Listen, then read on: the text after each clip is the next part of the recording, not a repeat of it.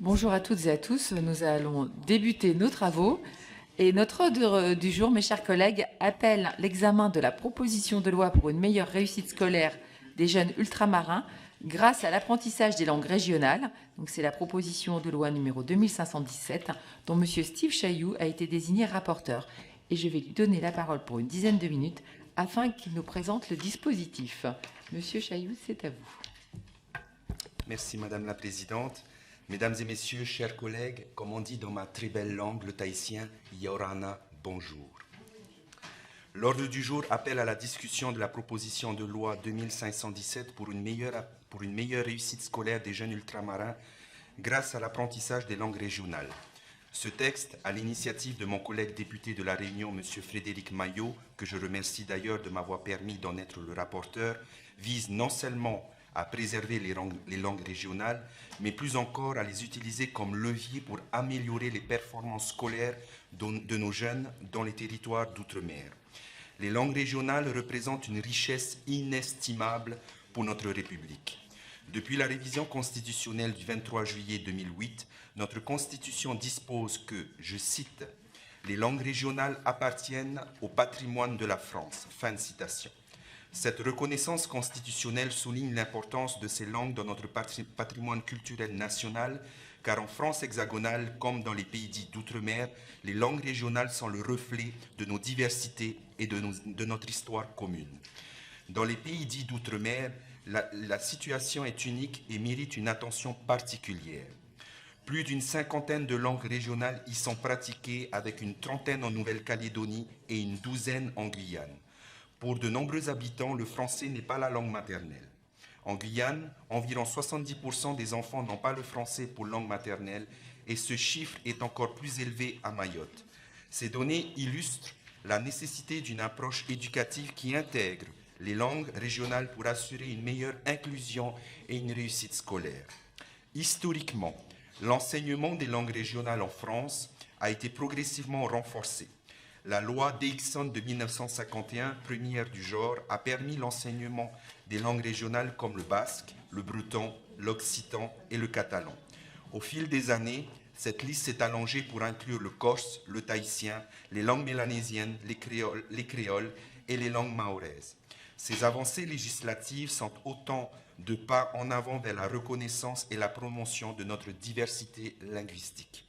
Cependant, il ne suffit pas de reconnaître ces langues, il faut aussi les valoriser et les intégrer pleinement dans notre système éducatif. Le texte de loi que nous discutons aujourd'hui propose une mesure forte. Rendre obligatoire pour tous les établissements scolaires des académies d'outre-mer l'offre d'un enseignement de langue régionale à leurs élèves tout au long de leur scolarité. Cela représente une étape significative pour non seulement préserver ces langues, mais aussi les utiliser comme outils pédagogiques pour améliorer l'engagement et les performances des élèves. Il est prouvé que l'enseignement en langue maternelle facilite l'apprentissage et renforce la confiance en soi des élèves. Dans les territoires d'outre-mer où le taux de décrochage scolaire et d'illettrisme est particulièrement élevé, cette proposition de loi pourrait être un moyen efficace de lutter contre ces fléaux. Permettre aux élèves de commencer leur éducation dans une langue qu'ils maîtrisent avant de passer progressivement au français pourrait améliorer leur rapport à l'école et leur permettre de mieux réussir. L'importance de cette proposition est renforcée par la dynamique récente en faveur des langues régionales. L'adoption de la loi MOLAC en 2021 et la création du Conseil national des langues et cultures régionales en 2022 montrent un engagement clair de l'État en faveur de la protection et de la promotion de ces langues. Il est maintenant temps de transformer cet engagement en actions concrètes dans nos écoles. Il est également crucial de noter que cette initiative est en accord avec les dispositions de notre Constitution et les décisions du Conseil constitutionnel. L'enseignement des langues régionales, bien que fortement encouragé, reste facultatif pour les élèves et les enseignants, garantissant ainsi le respect du principe d'égalité. Le Conseil constitutionnel a clairement établi que cet enseignement ne peut être obligatoire et ne doit pas soustraire les élèves aux obligations générales du système éducatif français. Cette proposition de loi respecte pleinement ce cadre du juridique tout en cherchant à maximiser les avantages éducatifs des langues régionales. En conclusion, Cette proposition de loi représente une avancée majeure pour notre système éducatif et pour la reconnaissance des langues régionales dans les territoires d'outre-mer. En soutenant cette initiative, nous affirmons notre engagement à valoriser notre diversité linguistique et à offrir à nos jeunes toutes les chances de réussir. Les langues régionales ne sont pas seulement des vestiges du passé, elles sont des outils vivants et précieux pour l'avenir de nos enfants. Leur intégration dans le système éducatif peut renforcer l'identité culturelle de nos jeunes, améliorer leur réussite scolaire et, en fin de compte, enrichir notre nation tout entière. Je vous invite donc à soutenir cette proposition de loi pour le bien de la République et de notre jeunesse ultramarine. Ensemble, faisons en sorte que chaque élève, quelle que soit sa langue maternelle, puisse trouver sa place et s'épanouir pleinement dans notre système éducatif. Je vous remercie pour votre attention. Maruru Tirfoyerhei. Merci, monsieur le rapporteur. Nous allons passer maintenant aux orateurs des groupes et nous commençons avec le groupe Renaissance, Béatrice Piron.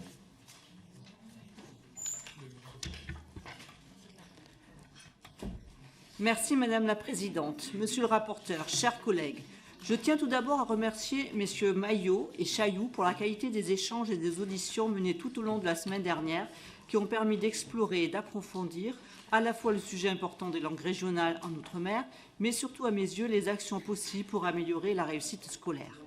Grâce au territoire d'Outre-mer, la France possède une richesse linguistique insoupçonnée révélée en 1999 lors de l'effervescence suscitée par la signature de la Charte européenne des langues régionales ou minoritaires. Dans son rapport sur les langues de la France, le linguiste Bertrand Cerchiglini a recensé 75 langues parlées par des ressortissants français sur le territoire de la République, dont 55 sont utilisées outre-mer. Elles se distinguent d'abord par leur situation socio-linguistique. Ces langues sont particulièrement vivantes. Souvent, langue maternelle des populations locales, elles sont même, pour certains locuteurs, les seules langues maîtrisées. Les langues créoles sont un exemple frappant. Les différents rapports de la délégation française à la langue française, la délégation générale à la langue française et aux langues de France témoignent de leur vitalité, indiquant que le nombre de locuteurs actifs dépasse les 2 millions. Le créole réunionnais, langue maternelle de plus de 80% de la population, est ainsi la langue régionale la plus parlée de France. Je tiens à insister sur le fait que cette PPL ne concerne que les Outre-mer. Déjà, cela est clairement spécifié dans le titre de la PPL, mais également car il y a une grande différence avec la situation de langue régionale dans l'Hexagone, où on propose d'initier ou d'enseigner une langue régionale qui, dans la grande majorité des cas, n'est pas pratiquée à la maison. En tant que président du groupe Illettrisme, je connais les chiffres que notre collègue a bien détaillés dans l'exposé des motifs.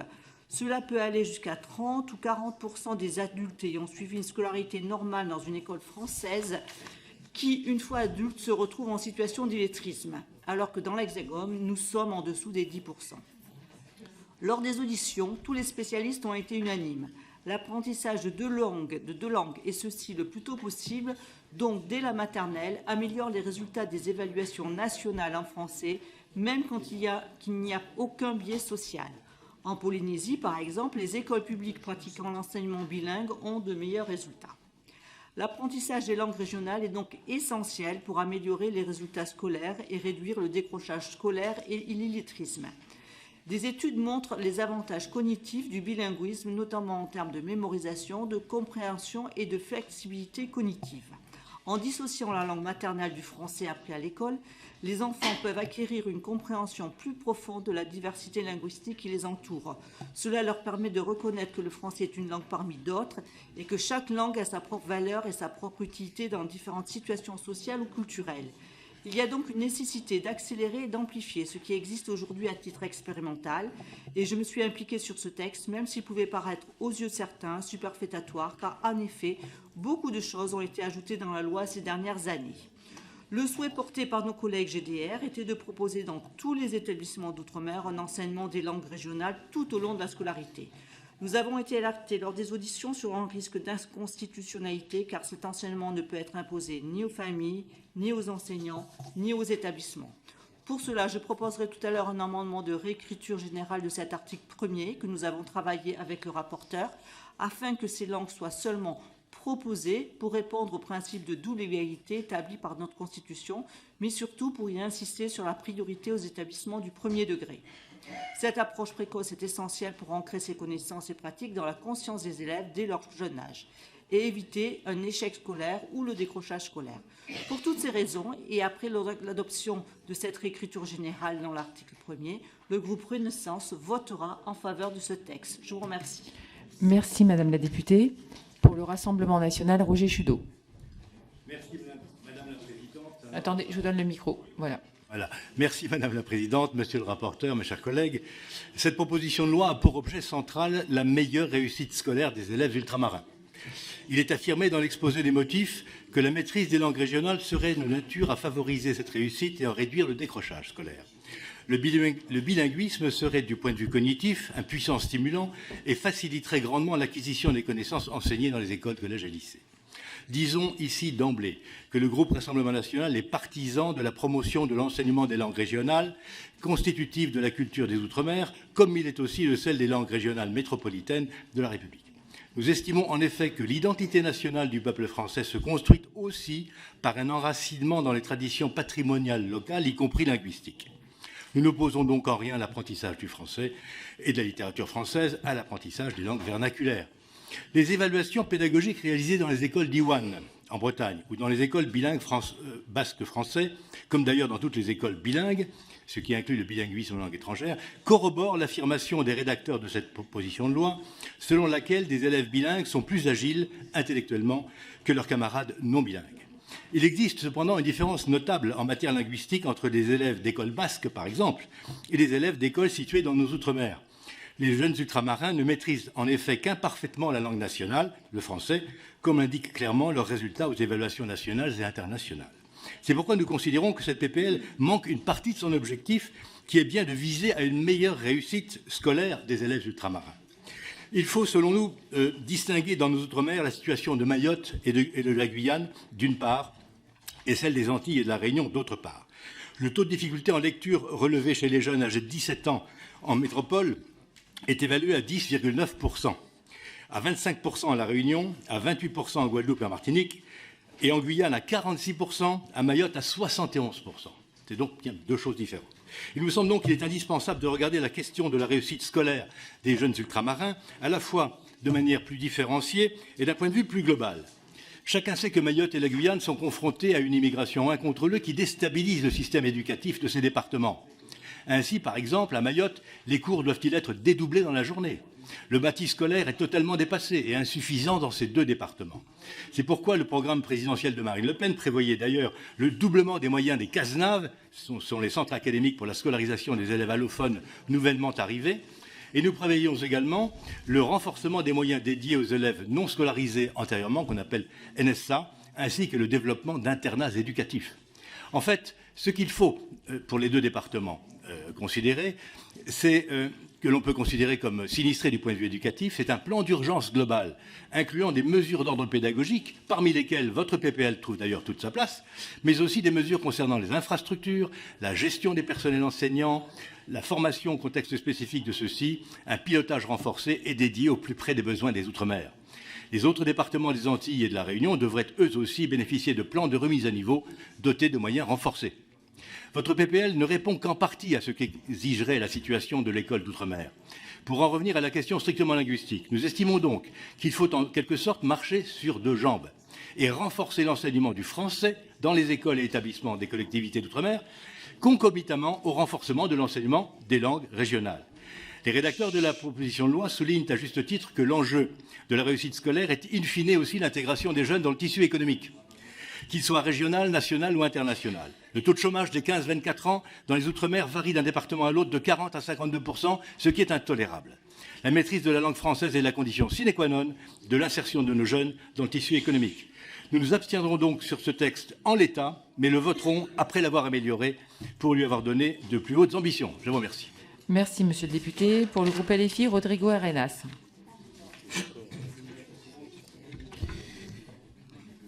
Aujourd'hui, la promesse républicaine qui proclame traiter tous ses enfants de façon égale n'est pas tenue. Cela est particulièrement vrai dans nos académies d'outre-mer. Pour s'en persuader, il suffit d'observer ce qu'il se passe à Mayotte. Des milliers de jeunes non scolarisés, des classes bondées, absence de cantine scolaire, un bâti scolaire délabré, école vétuste où l'eau potable fait même défaut.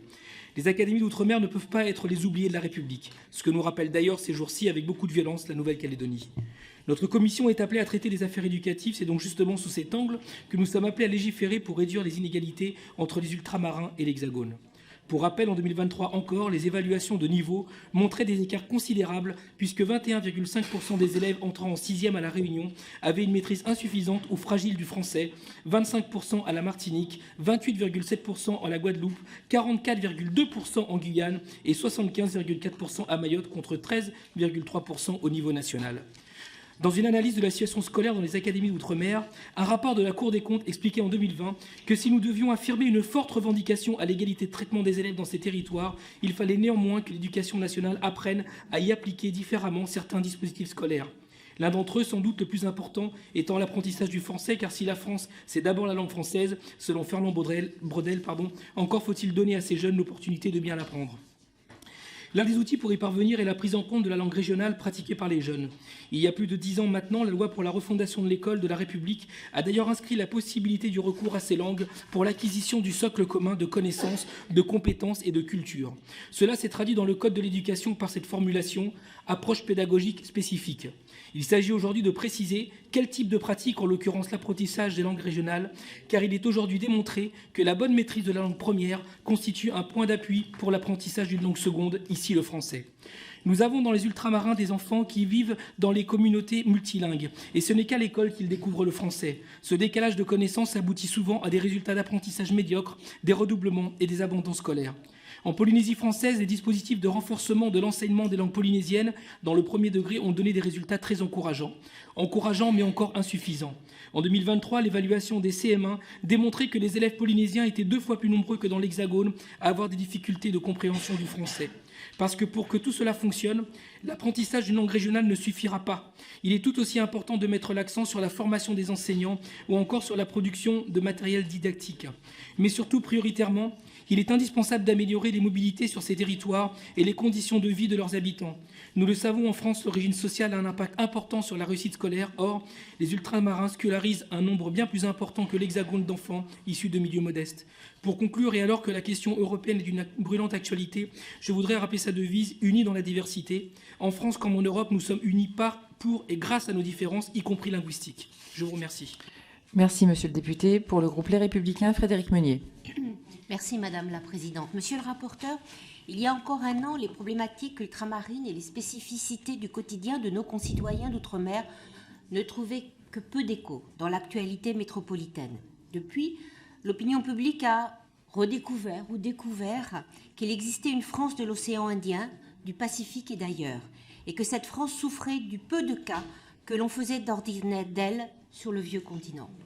Une France singulière, à l'histoire souvent douloureuse, aux particularités multiples, mais résolument attachée à la République. Les territoires d'outre-mer français abritent une diversité linguistique remarquable, et l'enseignement de ces langues revêt une importance particulière pour la préservation du patrimoine culturel.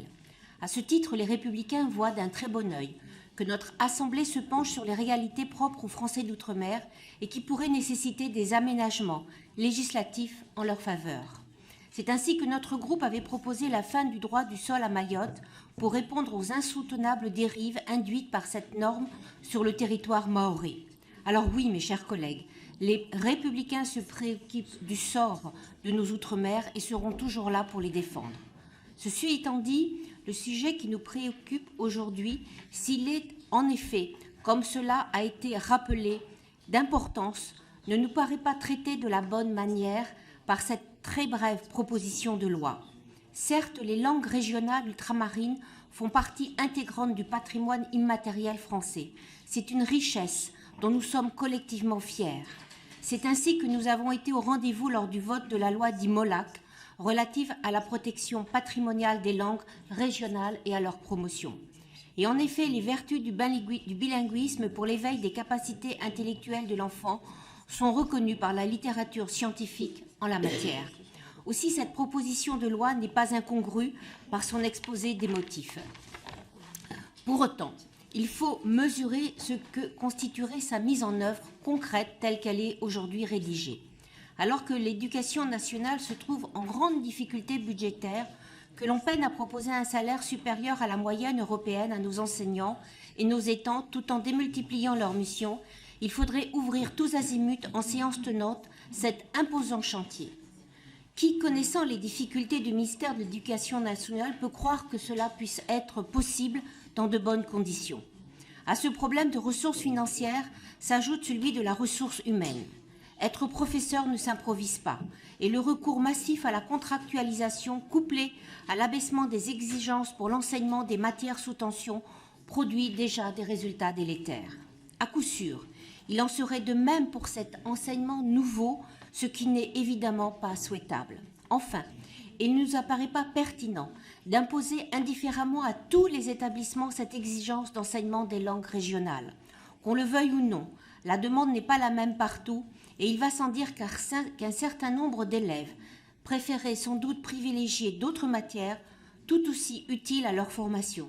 Ce choix doit rester le leur. Rajouter une matière obligatoire à un emploi du temps non extensible n'est pas, à notre sens, la meilleure option possible pour la préservation des langues en question. Alors pour ces raisons, il est vrai que le groupe républicain était parti sur l'idée d'une abstention.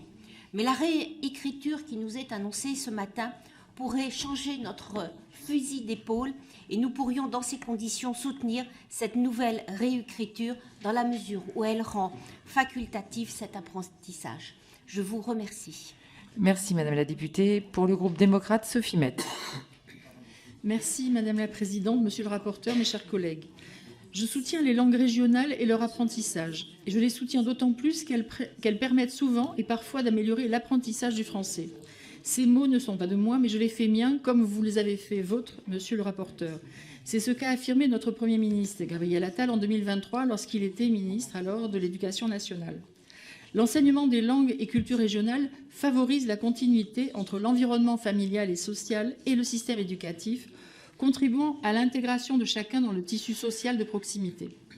Dans les DROMCOM, 7 langues ou groupes de langues régionales vivantes existent, parmi elles le créole, les langues mélanésiennes, le tahitien ou encore le wallisien ou le foutounien.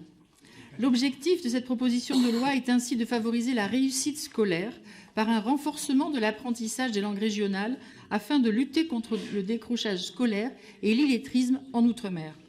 J'ajouterai que les langues régionales améliorent aussi l'apprentissage d'autres matières. Certains élèves comprennent mieux, par exemple, les mathématiques ou l'histoire en créole.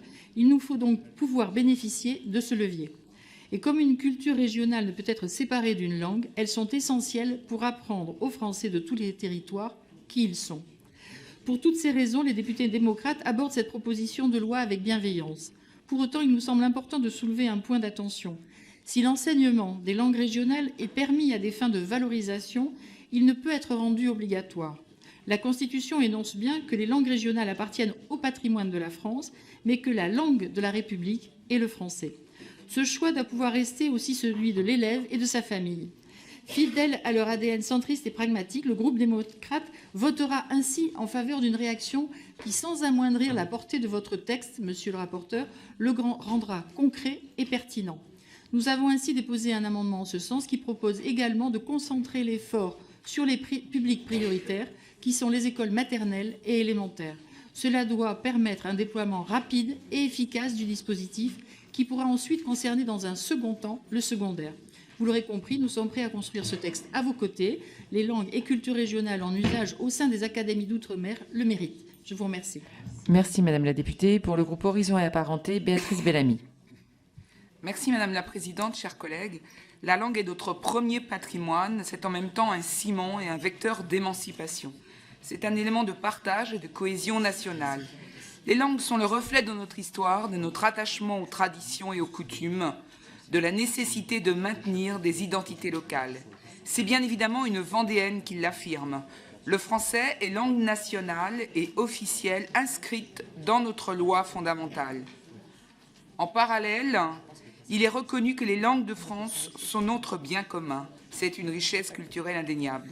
Je pense bien sûr au catalan, au corse, au créole, au gallo, au basque, aux langues régionales d'Alsace et des pays mosellans, ou encore au breton et à l'occitan, les deux dernières étant les plus enseignées dans les établissements scolaires.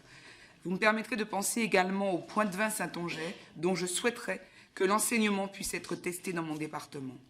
Chaque année, plus de 120 000 élèves apprennent les langues régionales à l'école à travers un enseignement extensif d'une part sur une plage horaire hebdomadaire dédiée, mais aussi grâce à un enseignement bilingue reposant sur une parité horaire entre le français et la langue régionale. Depuis 2021, le législateur s'est emparé de ce sujet, visant à la fois à les protéger et à les promouvoir grâce à la loi du 21 mai 2021. En reconnaissant ainsi dans le Code du patrimoine l'existence d'un patrimoine linguistique constitué de la langue française et des langues régionales, il reconnaît leur statut de trésor national et permet l'application d'un régime particulier de protection. Toutefois, si le développement de l'enseignement en langue régionale est indéniable, le Conseil constitutionnel encadre sérieusement son accès puisque déjà en 2022, le Conseil explique que l'enseignement ne peut pas revêtir un caractère obligatoire ni pour les élèves ni pour les enseignants. En 2021, il est précisé que l'usage d'une langue autre que le français ne peut être imposé aux élèves des établissements de l'enseignement public, ni dans la vie de l'établissement, ni dans l'enseignement des disciplines autres que celles de la langue considérée. Sont visés dans ce cas les enseignements immersifs. Avec le groupe Horizon, nous partageons l'idée selon laquelle les langues régionales sont un véritable joyau, utile à l'identité des territoires et au maintien des territoires. Mais nous sommes aussi viscéralement attachés à la liberté de choix de chacun. Si nous sommes d'avis de promouvoir et de protéger les langues régionales, rendre obligatoire, comme le prévoit cette proposition de loi, leur enseignement ne permettrait plus aux familles et aux élèves de faire librement ce choix. C'est pourquoi le groupe Horizon soutiendra l'amendement de réécriture déposé par le groupe Renaissance, dans lequel est réaffirmé le caractère facultatif de l'enseignement de la langue régionale. Je vous remercie. Merci, Madame la députée. Pour le groupe socialiste apparenté, Iñaki Etchaniz. Bien, merci Madame la Présidente, Monsieur le rapporteur, chers collègues. Sur les langues territoriales, je me suis toujours appuyé sur toutes les volontés, que ce soit dans les rangs de la gauche comme au-delà. Il en est une aujourd'hui que le groupe socialiste et apparenté soutiendra. Je remercie chaleureusement Frédéric Maillot et Monsieur le rapporteur pour cette initiative et leur engagement pour la défense de nos langues territoriales. Nous devons nous engager plus largement sur la question sans en faire une histoire de folklore ou minorisée. Par exemple, en appuyant la ratification de la Charte européenne des langues minoritaires, la modification des modalités d'examen qui ne permettent toujours pas durablement la reconnaissance du suivi d'un cursus bilingue, mais aussi les dotations spécifiques ou l'instauration d'une véritable loi. Nos langues exigent une politique urgente et volontariste d'aide, de soutien et de développement. Il en existe plus de 70 dans notre pays, et notamment dans les Outre-mer. Ces langues sont d'une richesse exceptionnelle puisqu'elles font partie de notre patrimoine, mais en sont également le véhicule. En effet, la langue est un moyen de transmission et de cohésion fort, très fort.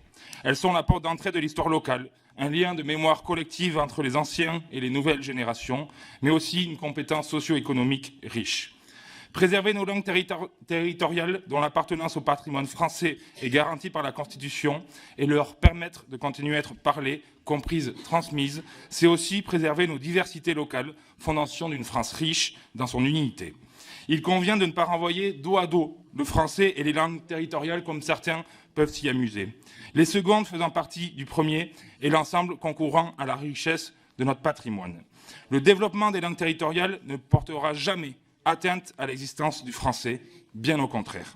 Je vais ici reprendre les paroles de notre collègue Castellani dans l'hémicycle au moment de la discussion hier soir de mon amendement au projet de loi d'orientation agricole au sujet des langues territoriales.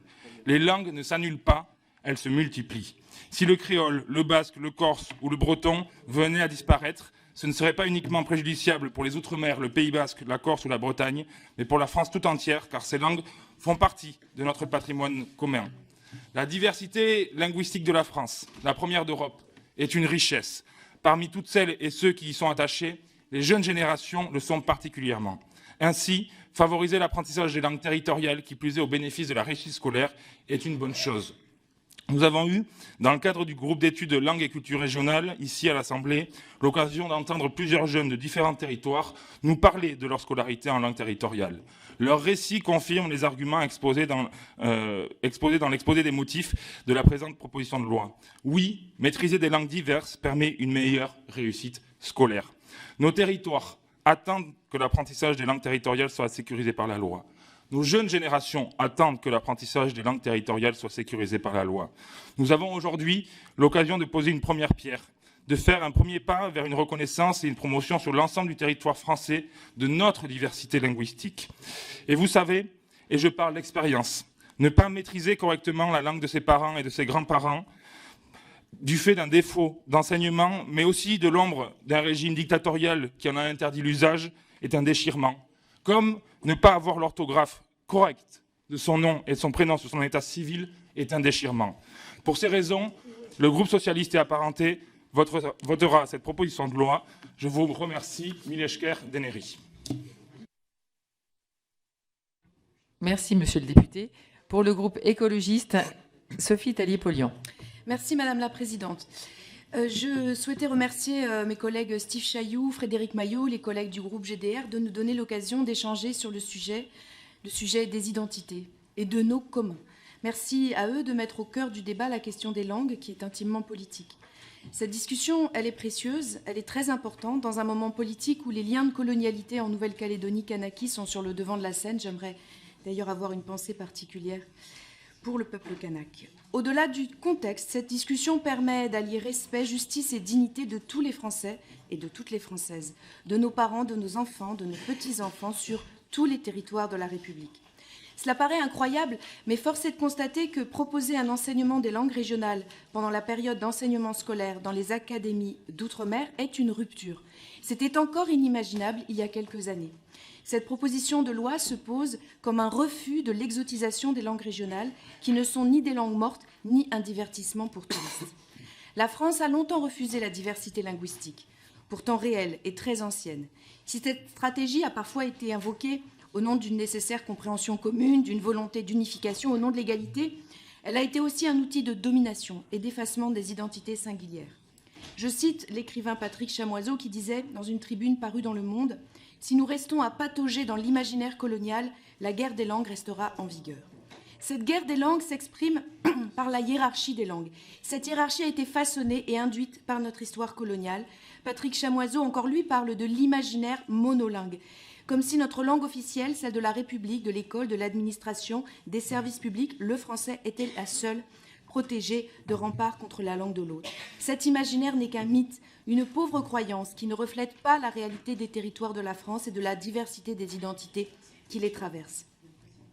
Le philosophe sénégalais Souleymane Bachir Diagne posait un objectif, celui de décoloniser l'universel. Alors allons-y. Devant nous un premier chantier, celui de décoloniser nos imaginaires autour de la langue française, encore trop souvent perçue comme l'universel, comme la bonne langue. Mais la bonne langue, c'est celle qui vit, celle qui est parlée, celle qui est partagée. C'est toutes celles qui sont transmises et qui sont chevillées au corps. Ce sont les langues qui construisent les identités à travers les soubresauts de l'histoire. Ce sont les langues parlées dans les foyers, dans la rue et même parfois dans les cours d'école. Mais maintenant, quitter la cour d'école ou ne pas la quitter, y rester, mais s'installer sur les bancs de l'école des territoires ultramarins, c'est essentiel pour célébrer et mettre à l'honneur les identités multiculturelles qui font les forces de notre pays. Et nos identités passent par les langues qui existent sur les territoires de France, la langue qui est un enjeu politique, et notamment par le président de la République lui-même, avec la création de la Cité internationale de Villers-Cotterêts. Donc la question de la langue, c'est un enjeu politique évident pour toutes les raisons évoquées ci-dessus, et c'est aussi une des raisons pour lesquelles nous soutenons ce texte, mais c'est aussi un enjeu éducatif pour les enfants. Selon toutes les connaissances neurocognitives, le plurilinguisme est bénéfique au développement du cerveau chez l'enfant et permet d'améliorer les capacités de compréhension et de mémorisation. Les études neurocognitives ne manquent pas à ce sujet. Qu'un enfant parle français et tahitien, créole martiniquais, shimaoré, créole réunionnais, némi, chibouchi, c'est une richesse et c'est un élément pour sa réussite, pour lutter contre le décrochage scolaire et l'illettrisme, pour le respect de ses aspirations et de ses choix de vie. Le bilinguisme est précieux. C'est un avantage pour chacun et chacune. Cette proposition de loi vient s'ajouter aux progrès considérables de ces dernières années autour de la reconnaissance des langues régionales. Il y a quelques décennies, il était inimaginable de parler créole à l'école. Cette dynamique doit être poursuivie, mais elle doit être aussi suivie de moyens et de changements concrets et profonds quant à l'enseignement des langues régionales, dans les territoires ultramarins. Nous devons créer des filières, des licences, des masters, des doctorats, des concours dédiés à ces langues. Il faut des moyens, sinon cette proposition de loi restera lettre morte. Merci Madame la députée. Pour le groupe GDR, Frédéric Maillot. Madame la Présidente, mes chers collègues, j'étais assis à cette même place et j'avais le même collègue à côté de moi quand le ministre Gabriel Attal, ministre de l'Éducation, a dit qu'il était favorable à l'enseignement des langues régionales. Mon âme créole a souri ce jour-là et il était heureux qu'au sommet de l'État, on reconnaît ma langue, on reconnaît l'héritage de mes parents, ma langue maternelle et paternelle, ce qui a donné à moi et à mon équipe l'idée de déposer cette proposition de loi. Ce texte, il aurait pu s'appeler aussi « Lutter contre l'illettrisme et le décrochage par le biais des langues et cultures régionales ». Vous savez, nous priver de notre langue et de notre culture régionale dans l'école, c'est d'une façon peut-être maladroite ou sans vouloir le faire exprès, de nous plonger dans un mutisme. Parce que la langue maternelle, la langue paternelle, c'est la langue de la spontanéité.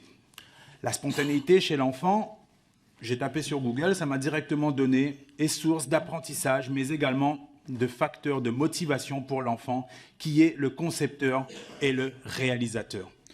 Nous priver de la spontanéité, je vous le disais, c'est nous priver, c'est nous plonger dans un mutisme, et parfois, et je dis bien parfois, durant tout le long de notre vie. J'ai été moi-même en décrochage scolaire, et c'est par le biais de la poésie réunionnaise, des groupes comme Giscard Caen, Daniel Waro, que j'ai découvert la poésie, la formidable poésie qui m'a sauvé, la belle littérature de Georges Brassens. Je ne suis pas ici un imbécile heureux qui est né quelque part, comme aurait pu dire ce même poète. Mais vous dire que nous avons besoin de ces langues comme un outil, comme une passerelle pour mieux parler de la langue de la République et pour se faire comprendre. Si on demande à un enfant, c'est le cas à La Réunion, de lire la recette d'une tartiflette. On n'en mange pas à La Réunion. Moi, j'ai connu une tartiflette il y a peut-être 2 ou 3 ans. Mais ça fait rire, mais c'est une réalité. Et on a demandé aux enfants de lire une recette de tartiflette et de faire une étude de texte, de reconnaître quel fromage. Et les enfants réunionnais, ils ne connaissaient pas. C'est pour ça qu'il n'est pas seulement question de langue régionale, mais il est aussi question de culture régionale. D'utiliser une culture qu'il connaît, qu'il est attaché avec pour enseigner, pour lui montrer que si on demande toujours à un poisson de monter en haut de l'arbre, ça sera toujours le singe intelligent et le poisson l'idiot. Si on nous demande toujours de réfléchir dans la culture de l'autre qui est différent de la nôtre parce que éloigné de la République, on sera toujours l'idiot. On sera toujours les décrocheurs. Et chaque décrocheur est potentiellement un raccrocheur. Et la langue créole, et nos langues créoles, peut être ce raccrocheur. Je ne vais pas être plus long, je vais juste vous dire que si la langue française, c'est le soleil, les langues créoles, c'est la lune. Et nous avons besoin des deux pour éclairer la réussite de nos enfants dans nos écoles. Merci, monsieur le député.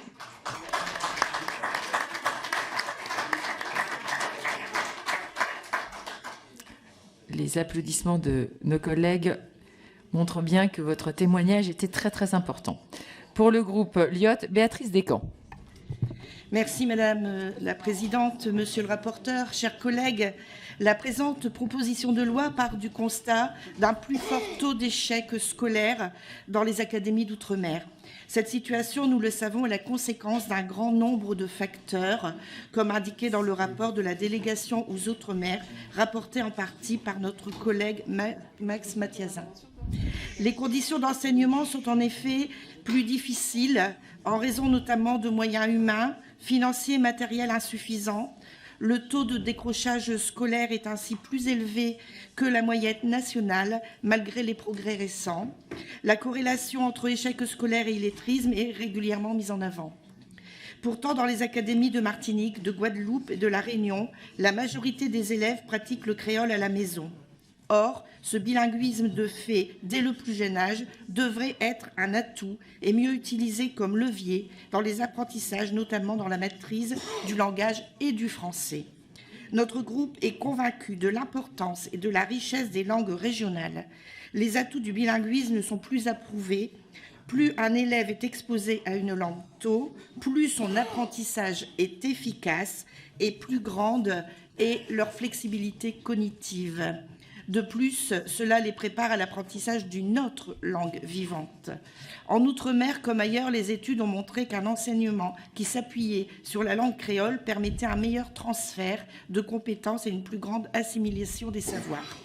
C'est l'une des raisons pour lesquelles notre collègue Paul Molac a fait adopter en 2021 la loi relative à la protection patrimoniale des langues régionales et à leur promotion. Officiellement reconnues comme trésor national, leur valeur patrimoniale doit être protégée. Les langues régionales doivent être mieux et plus enseignées, car malheureusement leur pratique diminue. En ce sens, la loi Molac a été une grande avancée sur l'enseignement des langues régionales, mais il reste encore du chemin à parcourir. La présente proposition de loi rappelle à juste titre qu'à l'exception du créole, il n'existe pas de CAPES pour les autres langues régionales parlées dans les collectivités d'outre-mer. Nous rappelons également que le CAPES bivalent n'offre pas assez de place, ce qui peut nuire à l'enseignement des langues régionales. Or, une langue qui ne s'apprend pas à l'école et qui ne s'entend pas dans la vie quotidienne des citoyens ne peut pas être totalement appropriée par ses locuteurs. Au sein de notre groupe, nous plaidons pour avancer sur une modification de la Constitution pour favoriser l'enseignement et la protection des langues régionales. En attendant, le présent texte propose que les langues régionales soient enseignées dans les établissements scolaires tout au long de la scolarité dans les académies d'outre-mer. Nous sommes favorables au principe, mais nous nous interrogeons sur son caractère obligatoire ainsi que sur les moyens que le gouvernement pourrait déployer pour rendre effectif ce texte. Nous rappelons en effet qu'en dépit de la généralisation de l'enseignement des langues régionales à tous les élèves d'un territoire qui le souhaitent, inscrite dans la loi Molac, aucun moyen supplémentaire permettant d'atteindre cet objectif n'a été engagé à ce jour. Je vous remercie. Merci Madame la députée. Et dans l'émotion, notre collègue Frédéric Maillot n'a pas terminé ses 40 secondes et il souhaite reprendre la parole. Oui, juste pour remercier mon collègue Steve Chailloux, ça n'a pas toujours été compris que c'est moi qui dépose la PPL et c'est lui qui en est le rapporteur, mais je vais les résumer en une seule phrase. Je pense que tout seul on va vite, mais ensemble on va loin et c'est ce qu'on a réussi à faire avec Steve et avec aussi notre collègue Madame Piron, et je voudrais remercier mes collègues aussi pour ce texte. Merci. Merci Monsieur le député. Monsieur le rapporteur, c'est à vous pour répondre à nos collègues, bien qu'il n'ait pas eu de questions, mais on prendra les questions des autres collègues ensuite. Allez-y, je vous en prie. Chers collègues, je vous ai écouté attentivement et je vous remercie pour la qualité et la bienveillance de chacune des interventions, peu importe le groupe politique qui s'est exprimé, parce qu'il s'agit ici d'un sujet tellement et éminemment important pour les Outre-mer que, effectivement, l'approche bienveillante que vous avez vis-à-vis de ce texte me touche particulièrement en tant qu'enfant d'Outre-mer et en tant qu'Océanien, en tant que Tahitien. Vous avez raison, effectivement, lorsque vous soulevez certaines appréhensions, notamment anticonstitutionnelles par rapport au caractère obligatoire. Nous allons examiner notamment dans quelques instants les amendements qui viennent, me semble-t-il, faire supprimer ces appréhensions-là. Effectivement, dans les interventions des uns et des autres, on nous dit effectivement qu'il faut aller beaucoup plus loin, qu'il faut être beaucoup plus ambitieux. Ça a été effectivement l'objet un petit peu aussi de ce texte. On a été très ambitieux dans ce texte par rapport justement au caractère obligatoire. Bien évidemment qu'une loi ne peut pas tout régler.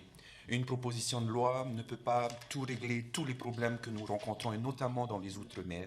Et cette proposition de loi constitue finalement pour nous, avec le député Frédéric Maillot et avec aussi notre collègue Piron, une pierre sur le chemin qui nous mène vers justement l'apprentissage, la valorisation de ces langues régionales.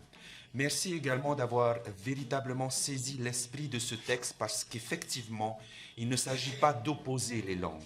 Il ne s'agit pas de faire des langues régionales, des langues qui viennent annuler ou qui viennent mettre en danger la langue de la République qui est le français. Bien au contraire, nous savons très bien que, et vous l'avez dit, chers collègues, dans chacune de vos interventions, que la maîtrise de plusieurs langues, de langues différentes, viennent améliorer la cognition et viennent faciliter encore plus l'acquisition, la maîtrise d'autres langues, et notamment le français.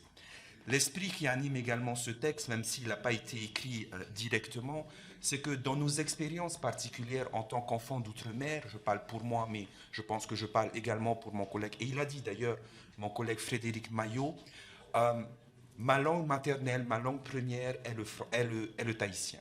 J'ai grandi, j'ai appris le tahitien en tant que langue maternelle. Ma langue maternelle m'a servi comme porte d'entrée vers le français. Et ça, c'est quelque chose qui est important aussi.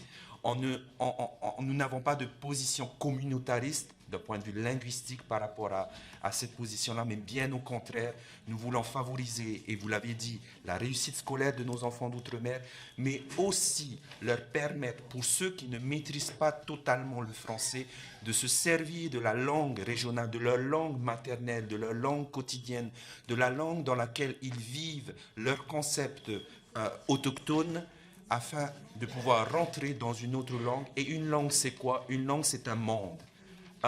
Une langue, c'est une manière particulière d'appréhender le monde. Et qu'on parle français, qu'on parle anglais, qu'on parle tahitien, créole, ce sont des mondes, ce sont des richesses. Un adjectif a été employé tout à l'heure concernant nos langues régionales comme étant un joyau.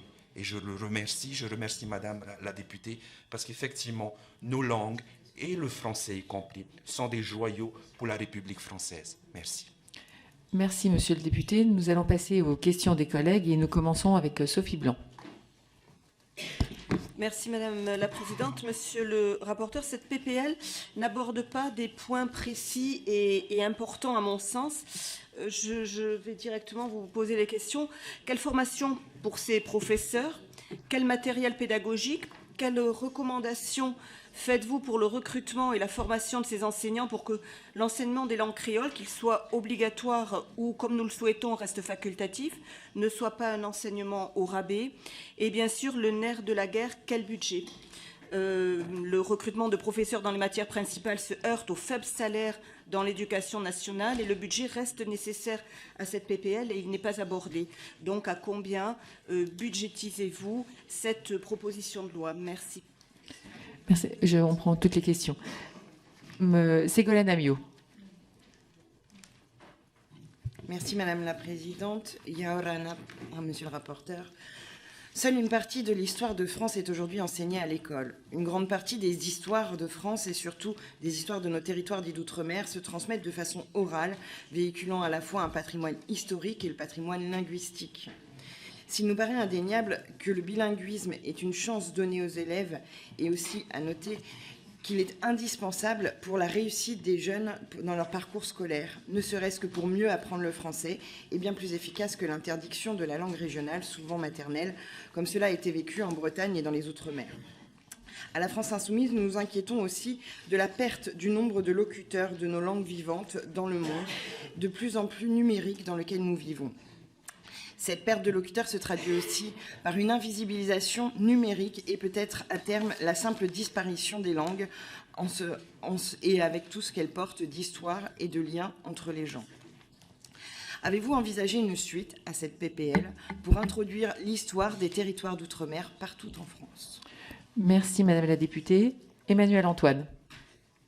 Merci Madame la Présidente. Dans votre rapport, vous évoquez le recrutement d'enseignants par le concours du CAPES, mais vous omettez d'évoquer l'agrégation de créole. Ce concours de l'agrégation de créole est récent, avec 2 premiers lauréats en 2020, et il était particulièrement attendu. La création d'une obligation de proposer un enseignement de langue régionale dans les établissements secondaires nécessiterait des recrutements importants pour assurer sa mise en œuvre. De nombreux postes devraient donc être ouverts au concours. Aussi, afin de préserver la sélectivité de ces concours, il pourrait être intéressant d'étaler ces recrutements sur plusieurs années avec une montée en charge progressive de ces enseignements. Alors, comment, dès lors, afin de tenir compte de ces contraintes de recrutement, comment envisager une potentielle entrée en vigueur de cette obligation et ne conviendrait-il pas de la différer? Merci Madame la députée. Alexandre Portier. Merci Madame la Présidente. Chers collègues, nous sommes attachés à la transmission à la fois de notre histoire et de notre culture, donc on sera évidemment favorable à la défense et à l'apprentissage des langues régionales comme ça a été indiqué. Il n'y aura pas de difficulté pour la PPL modifiée. Mais il y a un certain nombre de questions matérielles qui, en revanche, restent encore en suspens, sur lesquelles j'aurais aimé pouvoir avoir des éclairages. Sur les enseignements des langues régionales, combien d'heures, par exemple, vous semble approprié? Quelle place faut-il leur accorder dans les emplois du temps? On sait que les emplois du temps, notamment au primaire et au collège, sont des lieux de bataille. Il s'agit d'arriver à remplir toutes les missions que l'on attend de l'école. Ne serait-il pas plus judicieux de renforcer aussi l'apprentissage des langues régionales, d'abord en primaire? Est-ce qu'il ne faudrait pas se donner des objectifs singuliers, particuliers sur cette tranche d'âge, qui est crucial dans la lutte contre l'illettrisme, qui est l'un des enjeux de cette proposition de loi? Et enfin, est-ce qu'il ne faudrait pas plutôt rendre possible que systématiser cet apprentissage, puisque vous indiquez que les classes bilingues existent parfois dans plusieurs de certains de nos départements d'outre-mer, où pourtant l'illettrisme reste fort, ce qui montre qu'il n'y a pas de baguette magique éducative avec les langues régionales. Merci, monsieur le député. Maxime Minot. Merci, Madame la Présidente. Nous le savons, les parents souhaitent privilégier le français pour leurs enfants, pour qu'ils aient de plus grandes chances de réussir, même si aujourd'hui, nous savons que l'absence de prise en compte des langues parlées par les élèves était identifiée comme une des raisons majeures de l'échec scolaire, voire d'un taux d'illettrisme important. On a été nombreux à le rappeler, notamment en Outre-mer. On attend également de ces jeunes qu'ils participent activement à la survie de leur langue régionale, dont certaines sont menacées d'extinction, et on a été également nombreux à le dire. Il est donc important de mettre en place un enseignement bilingue équilibré, mais pour cela, il faut bien évidemment des moyens. Et les enseignements des langues régionales font face à de nombreux défis. Le manque de matériel pédagogique adapté et d'enseignants formés, la difficulté de standardiser des langues majoritairement orales, le renforcement également des politiques locales pour soutenir l'enseignement des langues régionales. Alors comment ce texte répond à ces différentes problématiques? Je vous remercie. Merci, monsieur le député. Monsieur le rapporteur, c'est à vous pour apporter les réponses à nos collègues. Alors, je vais essayer d'être performant et de vous répondre, chers collègues. Effectivement, pour la première question, au niveau des enseignants, nous avons, et encore une fois, je le dis, nous allons revoir la voilure de ce texte tout à l'heure, en le concentrant notamment sur le premier degré.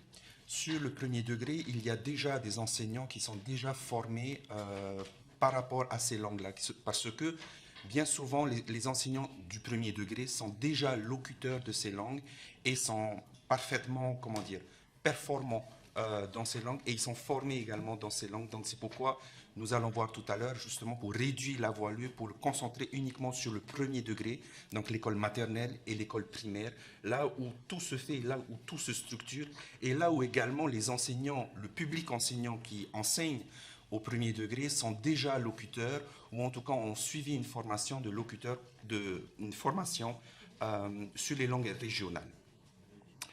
Concernant la deuxième question, l'histoire des Outre-mer, chers collègues de la NUPES, effectivement, si on voulait tout faire et qu'on souhaite le faire, on intégrait tout à l'intérieur. Vous avez totalement raison que c'est important, effectivement, on ne peut pas dissocier les langues de la culture, mais on ne peut pas dissocier également la culture de ses histoires. Nous sommes tout à fait d'accord avec vous sur le fait qu'il faille enseigner les cultures et les histoires des Outre-mer dans le socle commun de l'enseignement de l'éducation nationale. Ça fera l'objet très certainement d'une autre proposition de loi. Nous avançons pas à pas, pierre après pierre, et c'est comme ça que nous voulons, en tout cas pour l'instant, avancer. Mais vous avez totalement raison et je suis totalement d'accord avec vous. Comment? Très bien, très bien.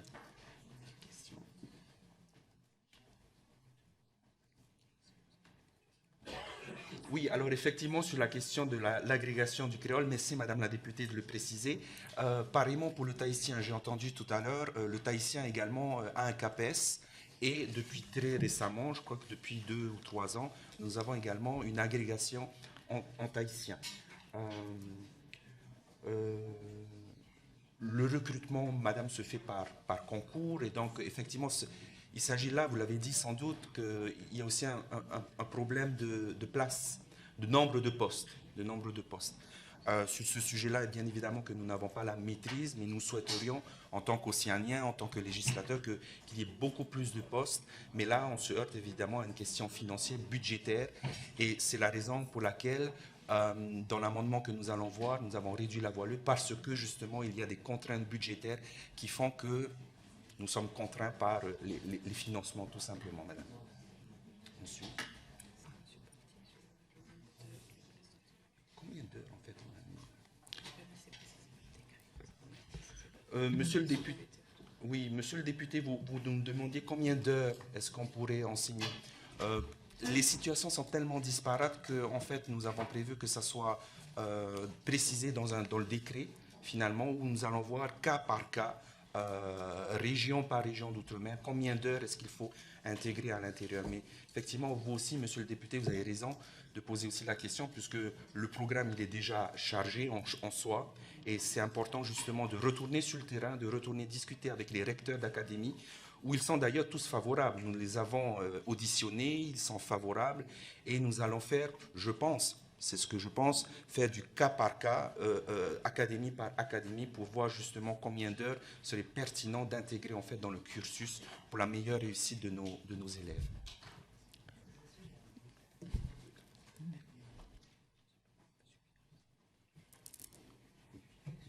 Monsieur Minot, je pense que j'ai répondu indirectement à votre question. Donc voilà. Merci mesdames et messieurs. Merci monsieur le rapporteur. Donc maintenant que la discussion générale est close, nous allons passer à l'examen des amendements et nous sommes saisis de 8 amendements sur cette PPL. Donc nous allons commencer avec le premier amendement défendu par madame Piron, l'amendement numéro 8. Et il y aura avec un amendement numéro 10 identique, mais madame Piron. Merci Madame la Présidente. Cet amendement a été travaillé donc avec le rapporteur suite aux auditions. Il a pour objectif de promouvoir et de préserver les langues et cultures régionales en usage sur les territoires d'outre-mer. Il vise à assurer l'enseignement de ces langues et cultures dans le parcours éducatif du premier degré des élèves, contribuant ainsi à la valorisation et à la transmission du patrimoine culturel local, tout en favorisant leur réussite scolaire. Cette priorité particulière donnée aux établissements du premier degré, c'est-à-dire aux écoles maternelles et primaires, permet de garantir une familiarisation précoce et continue des jeunes élèves avec leur patrimoine culturel. Cette approche précoce est essentielle pour ancrer profondément ces connaissances et pratiques dans la conscience des élèves dès leur plus jeune âge. Par la suite, les élèves auront l'opportunité de renforcer ou d'approfondir leurs compétences et connaissances tout au long de leur parcours éducatif. Pour garantir la mise en œuvre cohérente et structurée de ce dispositif, un décret est prévu afin de mettre en place un cadre fonctionnel permettant l'enseignement des langues régionales dans les établissements scolaires d'outre-mer. Ceci inclut non seulement les établissements qui sont en mesure de proposer directement l'enseignement, mais aussi grâce à des échanges de services à permettre aux autres établissements de le proposer également. Merci. Merci Madame la députée. Pour l'amendement identique, Madame Mette. Oui, merci Madame la Présidente. Donc, le groupe démocrate partage l'intérêt de ce texte, considérant que les langues et cultures régionales sont à la fois une richesse et un pont vers l'apprentissage de la langue française et à la réussite scolaire des élèves. Pour autant, si l'enseignement des langues régionales est permis à des fins de valorisation et d'apprentissage, il apparaît qu'il ne peut être rendu obligatoire d'un point de vue constitutionnel. Dès lors, cet amendement vise à laisser aux établissements la possibilité de dispenser des enseignements dans les langues et cultures régionales en usage dans les académies d'outre-mer, mais sans leur imposer. Il propose également de se concentrer sur les écoles maternelles et élémentaires qui constituent le public d'élèves prioritaire, comme vous l'avez dit tout à l'heure. Il apparaît en effet primordial de pouvoir concentrer nos moyens sur le premier degré pour une mise en œuvre efficace et rapide du dispositif avant d'envisager une extension dans un second temps. Je vous remercie. Merci Madame la députée. Donc nous passons à la présentation du sous-amendement. Monsieur Maillot. Oui, merci Madame la Présidente. Maintenant que nous avons acté la réécriture de la proposition de loi... Ah non, on n'a pas acté, en fait, c'est un sous-amendement à l'amendement. Donc, voilà. Oui, alors, excusez-moi, autant pour moi. S'il est adopté, bien sûr, qui va dans le sens d'une meilleure réussite des élèves ultramarins, il me semble nécessaire de spécifier que cette réussite passe aussi par un enseignement des langues régionales au sein de tous les établissements maternels et élémentaires, et notamment parce qu'aujourd'hui, il y a des zones REP+, qui n'ont pas cette option bilingue. Et force est de constater par les chiffres que c'est souvent dans les REP+, qu'on a le plus fort taux d'illettrisme et de décrochage scolaire. Donc il était important pour nous de préciser, et cet ajout peut vous sembler anodin, mais je veux le rappeler, qu'ici, en classe, en CP, en CE1, en CE2, se joue l'avenir du parcours des élèves. Et comme je l'ai dit, c'est à ce moment-là et dans ces écoles, dans l'entièreté de ces écoles, qu'il faut préserver et lutter contre le décrochage et l'illettrisme. Merci, monsieur le député. Monsieur le rapporteur, votre avis sur le sous-amendement et les amendements identiques? D'accord. Eh bien, merci. Je voudrais remercier Madame la députée Piron et Madame la députée Met pour vos amendements qui sont absolument indispensables. J'y suis évidemment favorable. Nos auditions ont montré l'importance de mentionner de manière explicite que l'enseignement des langues régionales doit demeurer facultatif pour les élèves. La formulation que vous retenez en employant le verbe « proposer » rend ceci clair et nous permet d'éviter un risque d'inconstitutionnalité. Vous précisez par ailleurs que l'article s'applique aux langues régionales en usage sur le territoire des académies d'outre-mer. Cela nous semble d'une précision de bon sens. Enfin, vous limitez l'application de l'article au premier degré. Sur ce point, nous avons beaucoup échangé ensemble au cours des auditions. Nous considérons comme vous que le premier degré constitue des années primordiales pour atteindre les objectifs que nous nous donnons. Lutter contre l'illettrisme et le décrochage scolaire par l'enseignement de la langue régionale. C'est vraiment au cours de ces premières années de scolarité que l'essentiel, que l'enjeu est très important, l'essentiel se joue. Bien sûr, nous préférions une obligation claire, je ne vais pas vous le cacher, pour l'ensemble des établissements scolaires des territoires d'outre-mer, de proposer un enseignement de langue régionale à tous les élèves. Mais nous sommes aussi réalistes et conscients des contraintes budgétaires qui s'imposent à l'État. Les nécessités de formation des enseignants, en particulier dans le second degré, sont également à prendre en compte. Nous souhaitons aujourd'hui avancer de manière collective pour obtenir de premiers résultats qui ne soient pas simplement de l'ordre du symbole, mais bien de nature opérationnelle et efficace. C'est pourquoi la rédaction que vous proposez nous paraît un compromis acceptable sur lequel nous pouvons nous retrouver, sous réserve bien sûr d'étudier dans un second temps son extension aux établissements du second degré. Merci. Donc, Merci. avis favorable. Voilà, Concernant le sous-amendement. Le sous-amendement. Monsieur le député, votre sous-amendement a pour objet de préciser que l'article ainsi rédigé s'applique à toutes les écoles maternelles et élémentaires. J'y suis favorable. Cette précision n'est pas, en droit, indispensable, mais elle est bienvenue pour garantir une bonne application du dispositif. Merci, monsieur le rapporteur. Donc, j'ai des demandes de parole sur ces amendements. J'ai de nombreuses demandes de parole. Et là, exceptionnellement, je vais laisser, si tous les groupes le souhaitent, s'exprimer. Voilà, ce ne sera pas un pour, un contre. Donc, il y avait la demande de parole de monsieur Arenas. Sur le package, puisqu'en fait, c'est des amendements identiques.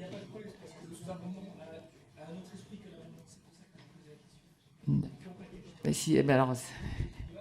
Oui. Alors, je vous... Merci Madame la Présidente.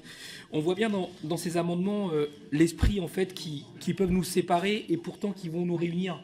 À savoir que de concentrer sur le primaire, les maternelles et primaires, l'élémentaire, le premier cycle, ça montre l'intérêt qu'il y a pour la réussite à l'apprentissage du français. Or, quand bien même l'apprentissage des langues régionales, du créole en l'occurrence, les créoles en l'occurrence, ne favorisait pas l'apprentissage du français, ça ne devrait pas être un problème. Parce qu'elle est porteur davantage que de l'apprentissage ou d'un passage vers la langue de la République que vous avez précisé, madame. C'est simplement aussi faire référence à une culture, à une histoire, à leur histoire, et que l'histoire de la République leur a parfois obéré, ou en tout cas retiré, y compris parfois dans les pires des violences. Ce n'est pas une réparation que de dire cela. C'est simplement prendre acte que la France est diverse parce que, d'une certaine façon, la France est une langue régionale de l'Europe. Et il y a beaucoup de pays européens qui sont bilinguistes, qui défendent aussi des langues et qui font cohabiter des langues tout à fait différentes parce qu'elles sont porteuses d'une histoire. Et je pense que nous affaiblissons la portée en faisant cela. Donc, pour ne pas aller contre la peau du rapporteur et l'esprit qui nous anime, parce que nous verrons dans le budget les moyens qui seront affectés, nous serons très attentifs à ça pour qu'elles se réalisent, nous abstiendrons sur les amendements et nous voterons pour l'amendement de M. Maillot. Merci, monsieur le député. Madame Rilhac. Merci Madame la Présidente. Alors moi justement, je dirais peut-être à rebours de ce que mon collègue Arenas vient de dire. Moi je suis extrêmement favorable à la proposition de ces amendements parce qu'ils sont justement dans la proposition et non pas dans l'obligation. Je voudrais simplement rappeler à nos collègues, lorsque l'on parle des langues régionales ultramarines, qu'il ne faut pas faire la confusion avec les langues maternelles. Et ça, c'est extrêmement important. Il y a des ILM, c'est-à-dire des classes qui permettent particulièrement en Guyane, particulièrement à Mayotte, en Polynésie, bien évidemment, qui travaillent sur la langue maternelle.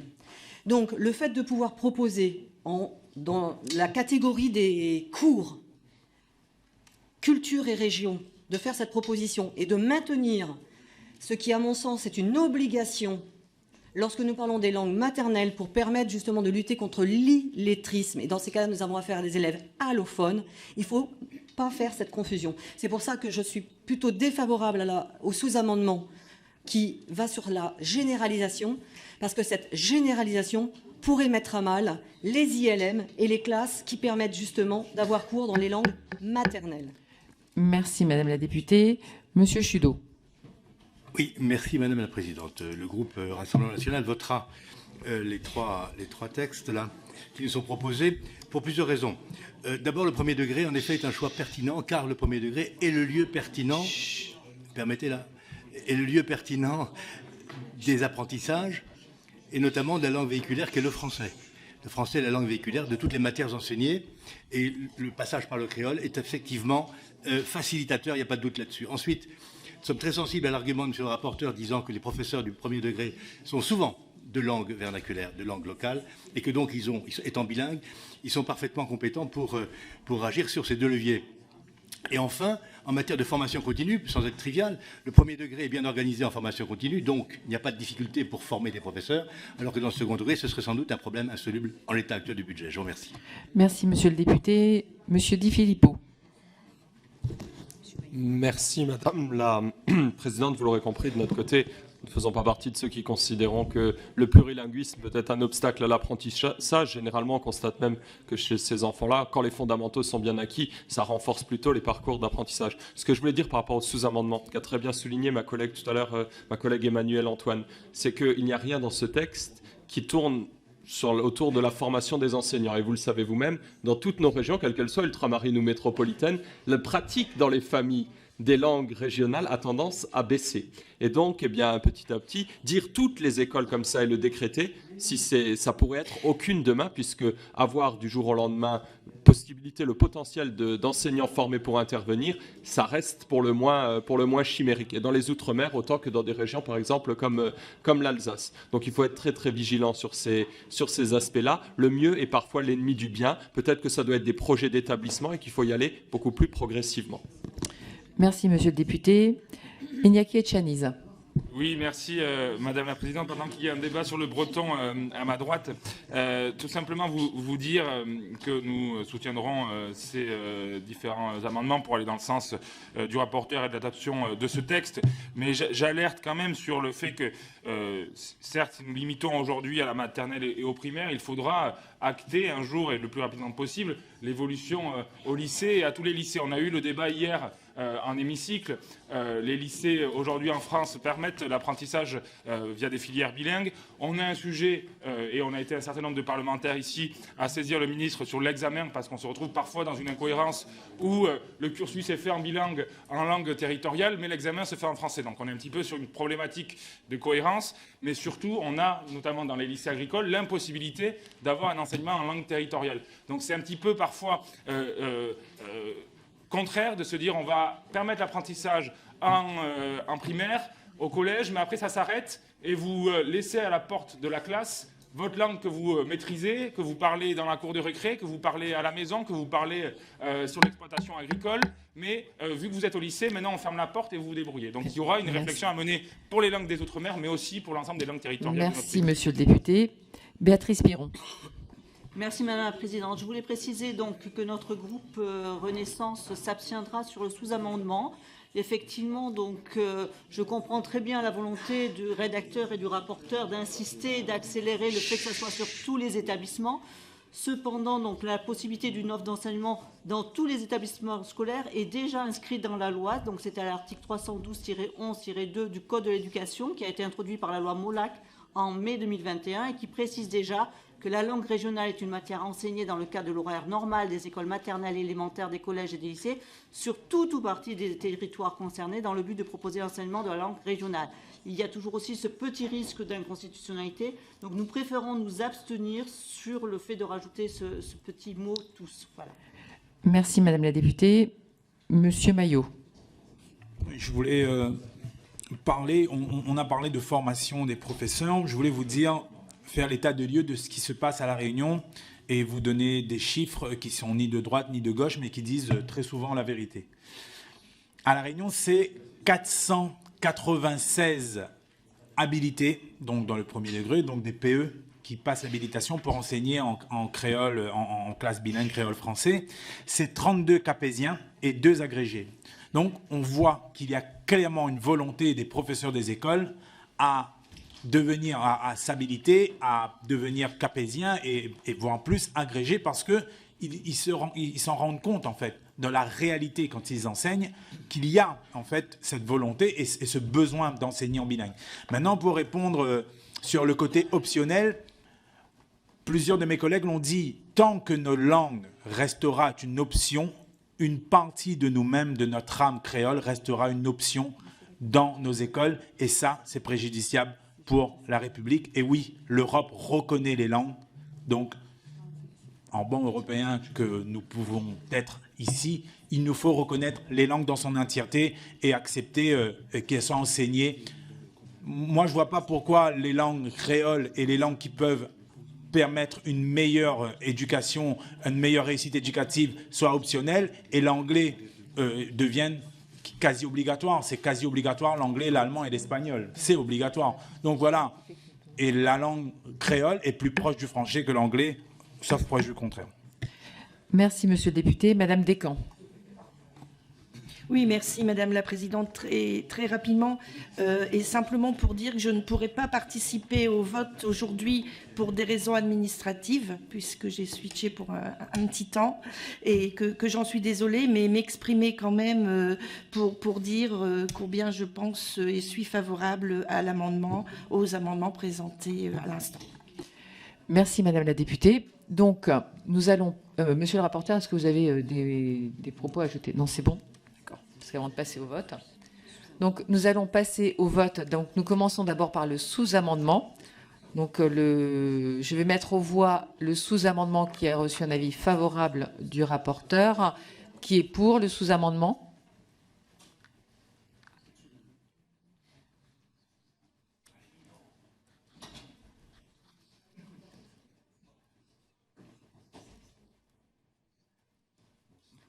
Qui est contre?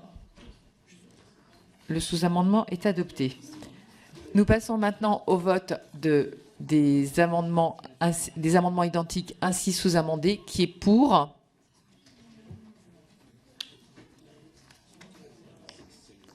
Qui est contre? Les amendements identiques ainsi sous-amendés sont adoptés. Et donc, ces amendements ainsi adoptés, l'article 1er donc, est ainsi rédigé et les autres amendements tombent. Donc nous allons ensuite maintenant encore un amendement à examiner qui est l'amendement numéro 9 présenté par Madame Piron. Merci Madame la Présidente. Donc cet amendement met en avant la nécessité d'évaluer et d'analyser les pratiques en matière d'enseignement des langues régionales, d'enseignement plurilingue et d'enseignement dans les langues régionales, dans les territoires d'outre-mer. Cette évaluation vise à comprendre l'état actuel de ces pratiques, leur évolution récente ainsi que leur impact sur la réussite des élèves. Dans un délai de 18 mois, donc après la promulgation de la loi, le gouvernement est tenu de présenter un rapport au Parlement contenant ces analyses. Ce rapport doit être exhaustif, examinant les différentes approches utilisées dans l'enseignement des langues régionales ainsi que les tendances observées au fil des années. Il y a effectivement aujourd'hui de grandes différences selon les académies d'outre-mer. Et donc, nous voulons quand même pouvoir justement favoriser l'expansion des bonnes pratiques à toutes les académies. Merci Madame la députée. Monsieur le rapporteur, votre avis? Avis favorable. Madame la députée, votre amendement propose que le gouvernement remette un rapport au Parlement qui examine effectivement, vous le disiez, les pratiques concernant l'enseignement des langues régionales et évalue leur impact sur la réussite des élèves. Un tel rapport nous semble nécessaire pour disposer de données récentes et objectifs sur l'effet de l'enseignement des langues régionales sur la réussite scolaire en distinguant selon les différentes modalités de cet enseignement, enseignement de langue régionale ou enseignement bilingue en langue régionale. Un tel rapport pourra, le cas échéant, évaluer les effets de la généralisation de l'enseignement des langues régionales dans le premier degré et la pertinence de son extension dans le second degré. Avis favorable. Merci. Monsieur Di Filippo. Monsieur. Merci Madame la Présidente. Je trouve le rapporteur incroyablement doux et constructif dans l'avis qu'il porte sur cet amendement. En effet, 18 mois après la promulgation de la loi. Ça veut dire un travail d'évaluation qui aura été fait entre 12 et 15 mois à la louche. Dans le meilleur des cas, après la promulgation de la loi, si tant est qu'elle soit appliquée à la rentrée immédiatement suivante et que le timing soit le bon, il n'y aura même pas une année scolaire complète de fait. Je ne vois pas comment vous pouvez évaluer les impacts du dispositif dans un tel délai. Il faut qu'on fasse très très attention à la qualité des textes que l'on propose, parce que là, on est sur quelque chose, je ne vois pas factuellement comment ça peut tenir dans le timing tel qu'il est rédigé. Merci Monsieur le député. Monsieur Arenas. Oui, nous allons voter pour cet amendement, mais c'est assez délicieux de voir qu'à chaque fois qu'on propose un rapport en hémicycle, on dit toujours que c'est inutile, que c'est trop. Donc nous sommes pour cet amendement proposé par le groupe qui précisément nous dit qu'il ne faut pas en faire. Donc voilà, nous votons favorablement. Merci Monsieur Arenas. Madame Piron, vous vouliez ajouter? Juste peut-être pour répondre les courts délais, c'est des pratiques qui sont déjà pratiquées dans certaines académies depuis plusieurs années, donc d'où la possibilité de déjà mesurer les impacts. Et visiblement, les impacts sont très très rapides. Aujourd'hui, il y a les évaluations de CP dans la Polynésie montrent que les écoles bilingues maîtrisent mieux le français au bout de 6 mois que les écoles non bilingues. Donc c'est très très efficace et très rapide. Et je voulais aussi insister sur le fait qu'il n'y a pas simplement l'enseignement de la langue créole ou de la langue régionale, mais en langue régionale. Par exemple, on peut enseigner les mathématiques dans la langue régionale, qui est souvent la langue maternelle. Ça permet une meilleure compréhension que de l'enseigner dans une langue étrangère. Merci Madame la députée. Donc je vais mettre aux voix cet amendement qui a reçu un avis favorable du rapporteur, qui est pour, qui est contre. Cet amendement est adopté. Je vais mettre aux voix maintenant l'article 2 qui n'a pas eu d'amendement, qui est pour l'article 2, qui est contre. L'article 2 est adopté. Donc je vais mettre maintenant aux voix l'ensemble de la proposition de loi ainsi modifiée, qui est pour, qui est contre. La proposition de loi ainsi modifiée est adoptée. Merci mes chers collègues. Merci. Alors, mes chers collègues, nous n'en avons pas fini de nos travaux puisque nous avons encore à examiner l'article 88 pour la proposition de loi sur l'audiovisuel. Et je vous rappelle aussi qu'à 11h30, nous recevons une délégation finlandaise. Donc, j'espère que vous avoir encore nombreux. Donc, pour l'article 88, nous coupons, nous faisons une... Oui, monsieur Etchaniza. Oui, alors, dans le calme le plus... possible. Je voudrais avoir une information, Madame la Présidente, pour la bonne tenue de nos débats. C'est une question que je poserai tout à l'heure en hémicycle. Mais... Oui. J'entends le calme. La rumeur court que la séance suspendrait l'examen du PJLOA pour aborder la réforme de l'audiovisuel public vendredi. Avez-vous connaissance de cette rumeur? Avez-vous connaissance de cette possibilité? Parce qu'il reste 1600 amendements sur le PJLOA que je suis aussi. Quelles informations avez-vous sur l'examen du texte audiovisuel public jeudi et vendredi? Je vous remercie. La conférence des présidents a statué que l'examen du projet de loi audiovisuel, pour l'instant, était suite au projet de loi agricole. Donc, à ce stade, il n'y a pas, on n'intercalera pas. Mais s'il y a une nouvelle conférence des présidents qui en déciderait autrement, on verrait. Mais pour l'instant, il n'y en a pas. Voilà.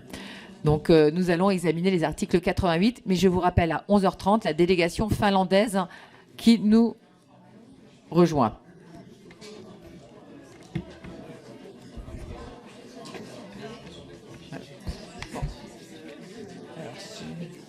l'article 88. Madame la Présidente, les rapporteurs viennent là ou pas?